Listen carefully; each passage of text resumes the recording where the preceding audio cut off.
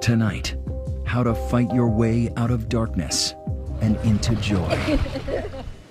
Between Breaths, a story of anxiety, addiction, and hope. Hello, everyone. I'm Elizabeth Vargas here behind the scenes of 2020 because tonight I want to take you behind the scenes of my life. I have said before that I am an alcoholic, but I've never told you the details of what it did to my life. So I'm telling my story tonight for one reason, hoping to reach some of the 30 million people battling alcoholism in America right now. Even though I had support, resources, understanding bosses, I couldn't stop. And then I found a way out. So this is my chance to say to all of you, keep going, because you're worth the fight, and so are the people you love. I asked a friend down the hall here at ABC, Diane Sawyer, to be the voice guiding us through my story and to ask me the questions you might have too.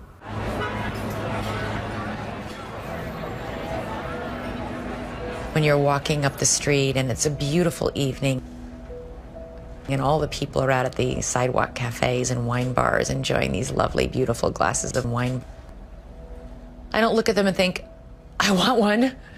But I look at them and I think, I miss that. I miss that time when, you know, it felt so innocent and romantic. But that's just me romanticizing something that turned out to be really monstrous for me. Oh, did you get her the lemon water? I did. Okay. As Elizabeth said, she asked me to come to her home to hear the story she is telling for other people living in the shadows, the story of her life she has not told before. Hi. Yes, come in. And we're gonna sit over here. It's like family. Yeah, exactly. This is good. On the walls in her home, pictures of the two sons at the center of her life. Sam now 10, Zachary now 13. And also a photo of a journalist at the top of her field. For decades, a network correspondent and anchor. Tonight we're taking you on. She was known for her strong reporting around the world. I'm Elizabeth Vargas in Baghdad, here in Perugia, Italy. Return here to Jerusalem, so you don't agree with that. Tough interviews and seeking out people whose stories have been forgotten. There she was, relaxed on Good Morning America. We're breaking And so steady in live breaking news events, Elizabeth Vargas is here. she took over the anchor chair from Peter Jennings on 9/11. Thanks, Elizabeth, very much. This is, as Peter just said, ABC News continues. So here we are, two TV news colleagues who work down the hall from each other, getting ready to go on camera. Only one of us was about to open the door on a secret life, the one that was pulling her into the darkest depths of the ocean. She says it's an act of grace that she is alive tonight. We're ready. Stand by for you. We're all quiet? Yes. You wrote, I finally found a place of grace. Yeah. Every moment of happiness is like, thank God, this is so amazing. And I took it all for granted then. Back when she was drinking so much, she could not find an exit. There are days when you wake up and you feel so horrible that the only thing that will make you feel better is more alcohol. And that's when you're in the death spin. You know, that's when people die. How close did you come to dying? I, on one occasion, had what I know to be a lethal level of alcohol in my blood system. And even that didn't scare me into stopping. Can you believe it? Even that. And she says she was just one of the millions of Americans locked in a battle with alcohol tonight, even though from the outside she seemed to be living a golden life. But I mean, people can look at you and say, you're so lucky, really. I am lucky. I am lucky. Look what you have, look what you do for a living, look how you look at your life. It's not like other people's problems. First of all, yes, I am. I am so lucky to have my two amazing children and to have this amazing job and to have resources for people to help and resources to be able to go to treatment. You're right, I am lucky. All I can tell you is when you're in the cycle of this disease, though, that it doesn't matter how much you have or how little you have. It didn't matter. It leveled me. It knocked me flat on my butt. I lost sight of everything. Everything. And those children she loves more than anything on earth. Please don't take my sunshine away. Watched it in fear they would lose her. Are they the hardest of the hard part? Oh, hands down.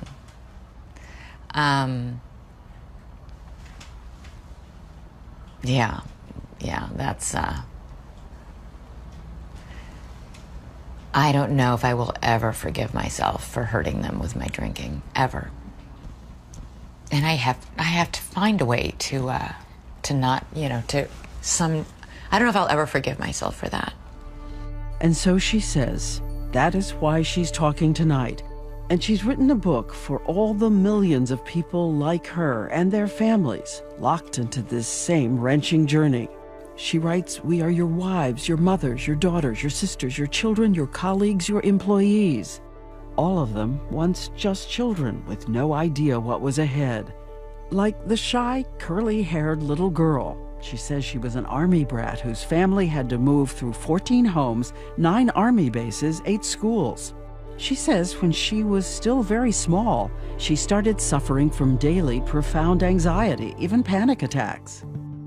But with Army discipline, she willed herself to hide her fear and panic from everyone else through college. Police say both men. And then starting as a local reporter out west. And because I'm basically so insecure and anxious and afraid, I never, ever in my life learned to reach out for help.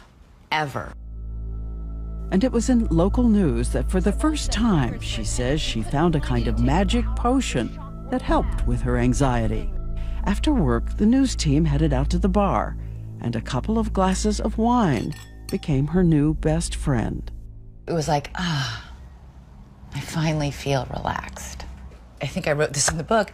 Everybody looked prettier and smarter and was more interesting, and me too. All my insecurities would sort of fade back. And tonight, this staggering statistic. Nearly 63% of women in trouble with alcohol say they are fighting anxiety. More on that dramatic connection later tonight. But as her story begins, Elizabeth Vargas says she was just a social drinker who had no idea that alcoholism would slowly take over her body and her life.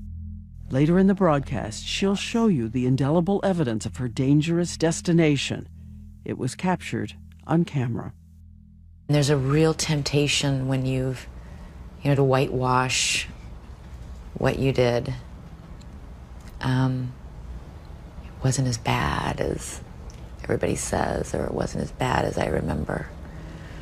And for better or for worse, I have recordings of myself on TV and audio recordings that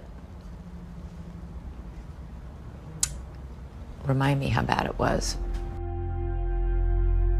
Coming up next, a network anchor begins a secret life that will nearly destroy everything until she finally makes her way back to joy and hope.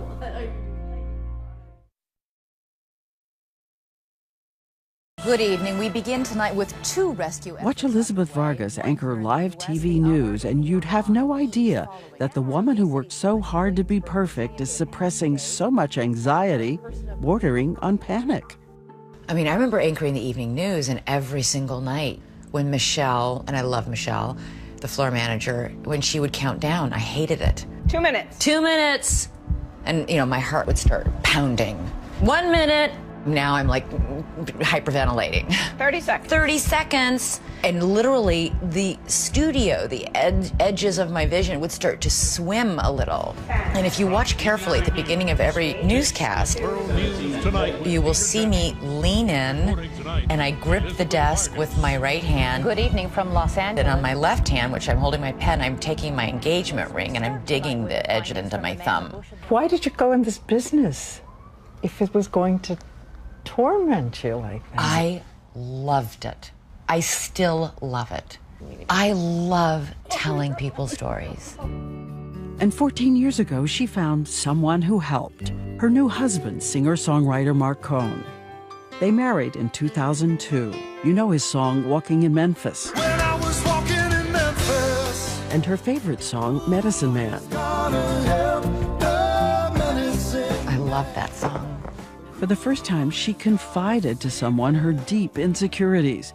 He calmed her anxieties by singing her to sleep. But even before they married, he noticed she was also drinking at night. He thought I drank too much. And I remember him, he was angry when he said it, and grabbing my arm and saying, "You have a problem with alcohol."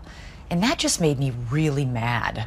But it also got her attention, and she says she did control her drinking as she took care of son Zach, then son Sam, and continued to work hard at her job, once even through a miscarriage. And after the death of our legendary Peter Jennings in 2005, she and ABC's Bob Woodruff were named co-anchors of World News Tonight. But 27 days after the broadcast began, Bob was almost killed by an IED explosion in Iraq. It was devastating, devastating to everybody who worked there, and I felt like I was in a hurricane of life. She says she tried to continue alone, carrying the mantle of the broadcast as solo anchor. But after a few months, This is my last broadcast as co-anchor of World. she was replaced by senior anchor Charlie Gibson. I was demoted. No sugarcoating it. That's what happened. She's written she understood why he was given the job, but because she had tried so hard, she felt like a failure. And add to that, over the years, the exhaustion of all the travel, trying to be a good mom, and the big financial responsibility. So she started to turn back to her old friend, white wine, as consolation. And this time, a red flag of problem drinking. She began keeping the amount a secret. I would stop on my way home from work, you know, and have a glass of wine or two at a bar, and then alone, feeling really pathetic. You know, I would actually pretend to talk to somebody on my cell phone. Oh, it's okay. Oh no, I'm just here waiting for you. No problem. Take your time. I'll be right here. You know, like this whole facade, and pop a couple Altoids and hope you didn't come in breathing white wine fumes when you greeted the kids.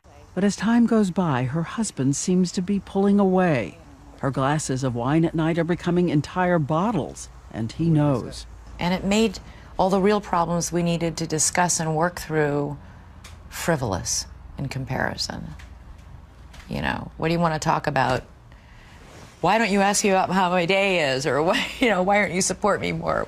Why are you drinking 2 bottles of Chardonnay every night?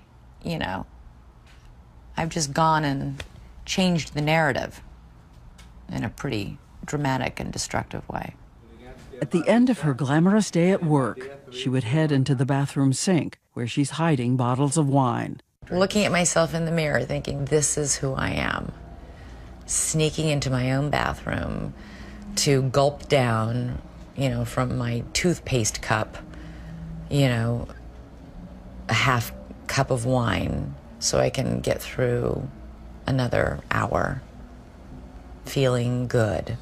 Soon another red flag, uncontrolled binges on vacation. Her sister Amy had no idea that Elizabeth had a problem with drinking until they took a holiday trip together with their kids, the summer of 2011. It was in the middle of the afternoon and she was drunk. And she told me that she drinks too much because she was so unhappy. Amy tries to intervene, but Elizabeth insists she can handle this on her own. She's not an alcoholic, she's just having a rough time. And after all, she is still flawless at work. Then, a year later, 2012, another family vacation, this time with Mark and the boys in Florida. That was our big vacation, and my idea of a vacation was to empty the minibar by drinking everything in it. At one point, her younger son Sam comes into the hotel room. I was drinking and sleeping, and I do vividly remember, like, one afternoon, Sam standing by my head in the bed saying, "Mommy, when are you going to get up?" And I remember I could smell the sunscreen, and I could feel the heat from his little body, because he'd just come in from the beach. And, you know, I would die for my children, Diane. I wouldn't give a nanosecond's worth of thought to die for my children, to kill for my children. But I would die for my children. But I couldn't stop drinking for my children. Ahead, her first attempt to reach out for help, and the day she almost dies and a stranger saves her life.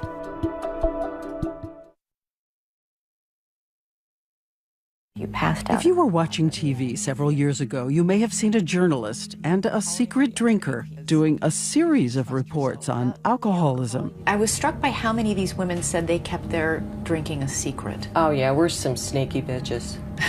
I still remember my interview. "Oh, we alcoholics, we're sneaky bitches." You know, and I was like, oh my God. But she's right. That was an interview with Mary Carr, the brilliant professor and author, and Elizabeth says afterward she impulsively asked Carr to lunch. I was so nervous to even tell another alcoholic this. And I said, I think I might be an alcoholic. And she said, "I am so sorry. I'm so sorry you're going through this." Carr offers help. Elizabeth resists, though she says she never forgot the powerful kindness of Carr's words. Because so few people tell an we all look at the alcoholic with revulsion and like, get it together, for God's sake. Ugh, what is wrong with you?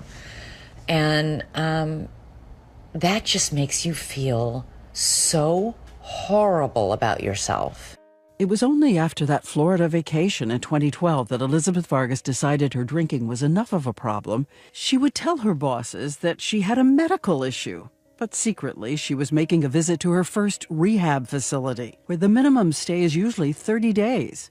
I was so deluded and in denial that I convinced them to let me come for just 2 weeks. Crazy. Yeah, crazy. Denial's a big part of my story. Crazy. A few weeks after leaving, she starts drinking again. As she returns to work, this is the moment Elizabeth is about to cross another bridge toward the disease. In the past, she had always been able to keep a firewall between her private drinking and her professional life. The firewall will now begin to crumble. I looked at myself on that shoot and I looked horrible. She's always had hangovers, but they used to go away. But now, the chemistry of her body so changed by alcohol, it's created a cycle of demand. It's a bad, bad place to be. Your heart doesn't feel like it's beating, it feels like it's fluttering. And it's not even like your hands are shaky, your entire body is shaky. You're shaky inside. And the only thing that would stop it would be to drink some more. And as you watch what happens next, we have something important to point out. There are no scenes of Elizabeth Vargas ever drinking on live TV at ABC News. Her drinking creeps into her work when she is recording on video. I drank that day because I was shaky, it was horrible. It was an interview with a famous singer. Remember, for 30 years, Elizabeth Vargas had always been so crisp and in control.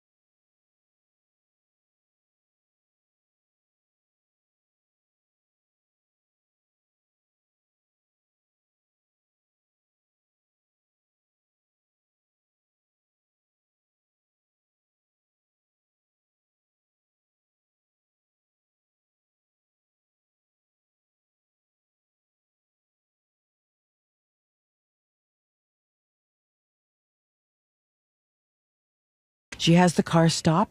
She buys wine. She drinks some of the bottle before she starts taping. She looks shaky, but conducts the interview. Then, after the cameras stop rolling, she says she slipped into a nearby room and secretly drank again. And what happens next will be the moment that forces her to confess addiction to her bosses at ABC. She gets in a car to be driven home, fastens her seatbelt, and that, she says, is the last thing she remembers. An award-winning network anchor is in a total blackout. What's the next thing? Waking up in the emergency room. I don't know where I went. I don't know what I did. I don't know what I drank. I drank enough to have a lethal blood alcohol level. What was it? 0.4. 0.4 is the blood alcohol level that doctors say killed singer Amy Winehouse. At least 2,300 Americans die each year from exactly this kind of alcohol poisoning. The central nervous system can shut down. Your heart can stop. So what was it that saved her? We know that she was seen wandering near a park, this park, Riverside in New York. Late afternoon, still daylight. You don't know how you got to Riverside Park? Nope. And she says, according to her husband, the stranger, a woman, was driving by and saw the unsteady person in high heels and work clothes. A woman saw me, said, would you like a ride home, I guess? I don't know. I told her my address. I was able to tell her my address. So a complete stranger sees you. She said she saw some men nearby that she didn't like the look of, who might have been at that point probably seeing me as a vulnerable person. And she brought me back here. And at that point, I was apparently unconscious. Unconscious in the lobby of her apartment building. Maybe somebody seeing this will help you finish the portrait of that. Yeah, you know, part of me is almost afraid somebody will. You know, it's like, it can be very difficult to confront. Her husband, Mark, races down and calls 911. The woman who had brought her there leaves a card with her phone number. Later, Elizabeth calls, but the call is not returned. So all she knows is that out there somewhere tonight is an anonymous stranger who had the kindness to stop and save a life. And she stopped. And she stopped. God bless her. And coming up, the day her secret life comes crashing down.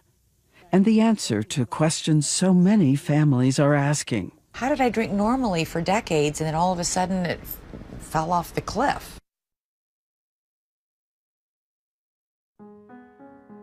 In 2012, after that terrifying lost afternoon, that blackout, Elizabeth Vargas finally calls her boss at ABC to tell him she needs to seek treatment for addiction. I was too embarrassed to tell him that it was just alcohol because I thought it was so unfeminine. Unfeminine? Like, to be a drunk is just like, you know, even now I have a hard time saying that word. So I told him alcohol and Ambien. With the support of ABC, she goes back to that rehab facility for a full month. And while there, she met this man, Earl Hightower, one of the nation's leading experts on alcoholism intervention and recovery. He says instantly he saw she'd made a career of hiding her fears and resisting help, and she wasn't ready to face the truth. I just thought, this is the kind of woman that really, nobody is going to get this woman sober. There's no way we're going to sit down and go, look, here's the deal. And she's going to go, oh, okay. Really? He tried to wake her up, warning she's an alcoholic and cannot drink safely. God, you had me, like, nailed. But back then, she was sure it was impossible she was an alcoholic since she had no immediate family history. She didn't know, as we said, heavy drinking alone can lead you into a cycle of the full disease. This is Dr. Deirdre Roche of the National Institutes of Health. She's program director at the institute that studies alcoholism. Elizabeth asks her how the heavy use of alcohol actually alters the chemistry in your cells and the structure of your brain. Heavy drinking over time hijacks certain processes in the brain, the physiology of the brain, so that it begins to crave alcohol just to feel normal. Just to feel normal. No longer drinking for the enjoyment of it, just to feel okay. If you check our website, you'll find a link to the 11 questions that help you gauge if you have a problem with alcohol. Only half the risk comes from any family history. I wrestled with, was I born an alcoholic? Did I become an alcoholic? When did I become an alcoholic? What's an alcoholic versus a problem drinker? I can answer all those. It doesn't matter if you were born an alcoholic or if you became one. You are one. And something else tonight, that growing body of evidence about the link between alcoholism and anxiety, especially among women, is causing some experts to broaden their approach to treatment and recovery. How many here also have anxiety? Very bad. All of us. Oh, my God. This is the Karen Treatment Center in Pennsylvania, and for 2 hours, a group of strangers find so much in common in their lives. Stigma around addiction. Isolation was a huge thing. Hiding, lying, sneaking. The cycle. On average, an addict will relapse 3 to 4 times before they get sober, and alcoholics who have anxiety are at twice the risk of relapse. What's in there's coming out, and if you don't work on it and get on it and get straight with it, it's going to come out sideways. It's going to come out in a relapse. Which is what happened back in 2012 after Elizabeth's first full month of rehab. It only took me like 6 months, 7 months later before I was back to looking at myself in that bathroom mirror wondering, how did I get here? You just want to shake her and say, why are you doing this to yourself? Elizabeth heads off to rehab again. Then afterwards, a few days home before she has to return. And this time, it's her brother Chris who flies in from his home in California to take her. I walked into her apartment, and she was completely out of it. It had been 7:30 in the morning, a couple empty wine bottles beside her bed. And I remember wanting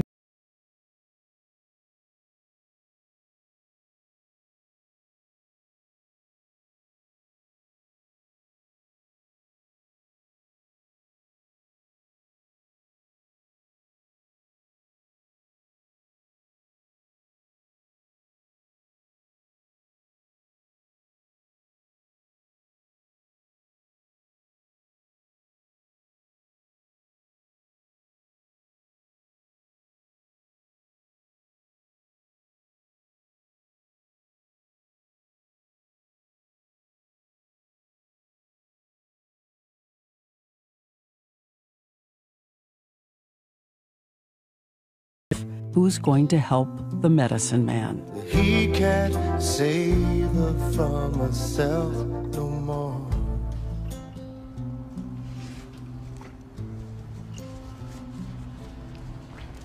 I think that must have been how he felt.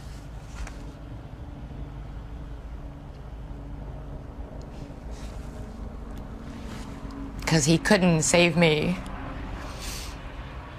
I could only save me. Her favorite song, now the soundtrack of so much regret. And it's about him being unable to help her. And coming up, the tape of herself she could not bear to listen to until the day of this interview. And for everyone who hits rock bottom, the promise you can turn towards hope.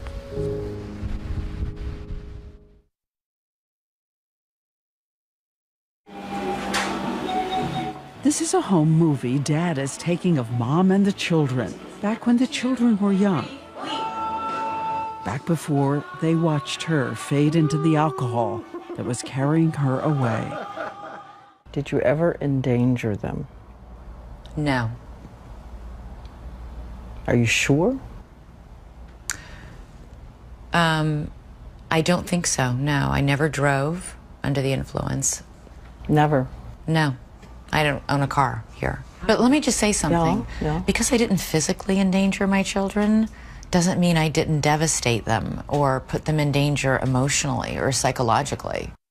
Like that last time in 2014. She's back to work. Her husband, Mark, is now filing for divorce. So she decides to take a vacation, renting a house on the beach in California and taking someone with her to help with the children full time. It all seems so glamorous and privileged, unless you know the unraveling inside. It's her youngest son's birthday. You were going to make a coconut cake, Sam's favorite. I had that whole vacation planned, and it was his birthday, and I bought him a little iPad mini and wrapped it all up in shiny gold paper, and I don't think I gave anywhere near the thought I needed to give to how hard that would be for me alone. And I drank. I drank again. And I ruined it. Starting with wine, she says, and then the only thing left in the house, a bottle of tequila. Then she gets word that the office needs to record her voice for a report to air the next day. So early the next morning, an ABC crew arrives at her rented vacation house to tape her. It's 8 a.m. I'm drunk. I remember that day sitting there and I could read the words and I couldn't make my mouth work to say the words. The tape was unusable. Again, it was made more than 2 years ago. I listened to it for the first time today. And? It's really hard. The woman we all thought of as never stumbling, even on live TV, And we're interrupting regular programming to bring you some breaking news in a... can be heard on audio tape, slurring. While Howard struggled with the show... While Howard struggled with the show... While Howard struggled with the... I can't say it. She's unable to master simple words. Tourette syndrome. Tourette syndrome. I hear the struggle. I hear the alcohol. I literally felt sick to my stomach, but I'm glad I listened to it. Why? Because I never want to be there again. She was drinking so much her children, her boys, were terrified with worry that she might die and pleaded with her to stop. 3,000 miles away, her bosses at ABC are alerted urgently that Elizabeth is drinking again. She's coherent enough to call her sister and say, "I'm in trouble." And it was the first time that she called and said, "I need help." And I'll never forget that.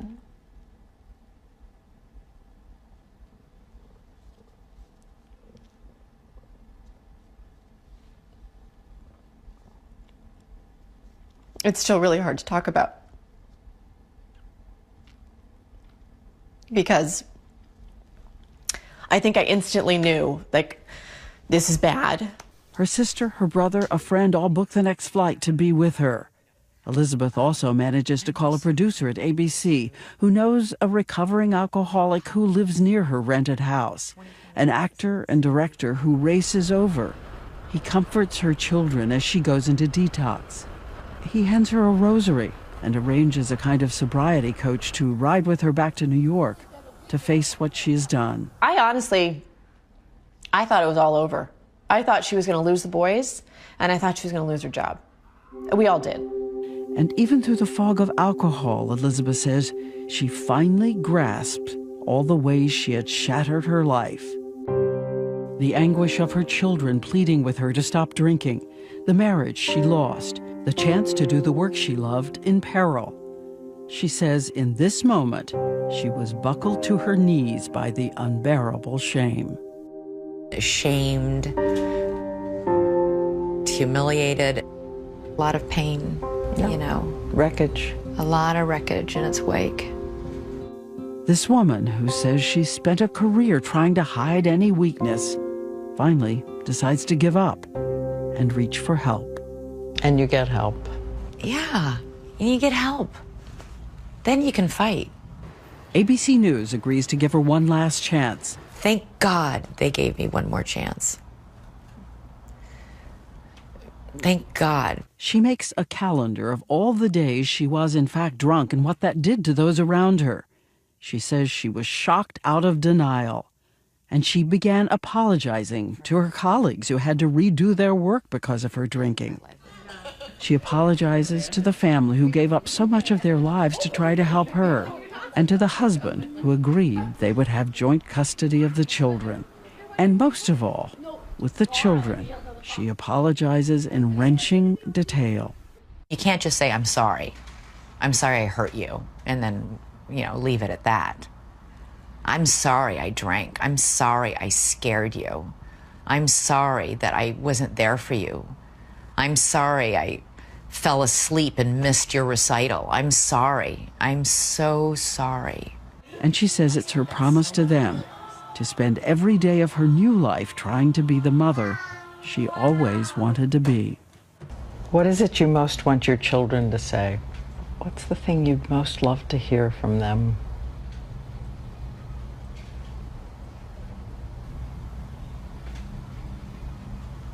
That my mom fought for us and fought for herself.